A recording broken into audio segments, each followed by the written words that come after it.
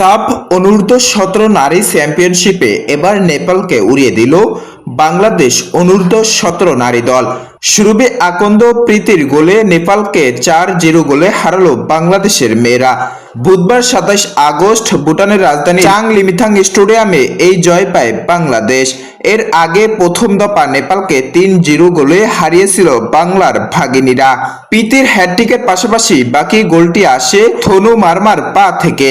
আধিপত্য দেখালেও এদি প্রথম গোল পেতে বাংলাদেশকে অপেক্ষা করতে হয়েছে 38 মিনিট পর্যন্ত। থৈনু গোল করে ডেডলখ বাঙ্গেন।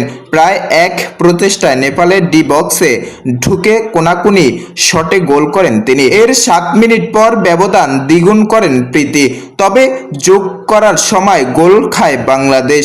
বাংলাদেশের ডিফেন্ডারের ভুল কর্নার থেকে আসা বলে এক গোল শোধ করে নেপালের মেয়েরা। দ্বিতীয়ত সমতায় ফেরার জন্য মরিয়ার হয়ে আক্রমণ করতে থাকেন নেপালিরা, কিন্তু সময় সূচক গোল তো পায়নি। উল্টো 76 মিনিটে গোল খেয়ে বসে তারা। কর্নার থেকে বক্সে ফাঁকা জায়গা বল পান প্রীতি, সহজেই বল জালে পাঠান তিনি।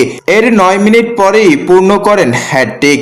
ম্যাচ শেষ হওয়ার মিনিট 20 আগে বৃষ্টি নামলে ভেজা মাটি খেলতে হয়েছে মেয়েদের। বাংলাদেশের কোচ ম্যাচে শেষ দিকে গোলরক্ষক ইয়ারজানকে তুলে নেন, তার জায়গায় মেঘলাকে নামালেও স্কোয়ার লাইনে আর বদলায়নি। ডাবল রাউন্ড রোমের লিগ পদ্ধতিতে হচ্ছে এবারের আসর, ফলে প্রত্যেকটা দল দুইবার করে একে অন্যের মুখোমুখি হবে। বাংলাদেশ 4 ম্যাচে জয়ে 9 পয়েন্ট অর্জন করেছে। পরবর্তী ম্যাচে বাংলাদেশের প্রতিপক্ষ ভারত। শিরোপা জিততে হলে এই ম্যাচ শক্তিশালী ভারতকে হারাতে হবে। প্রথম লেগে ভারতের কাছে হেরেছিল বাংলাদেশ। আসসালামু আলাইকুম।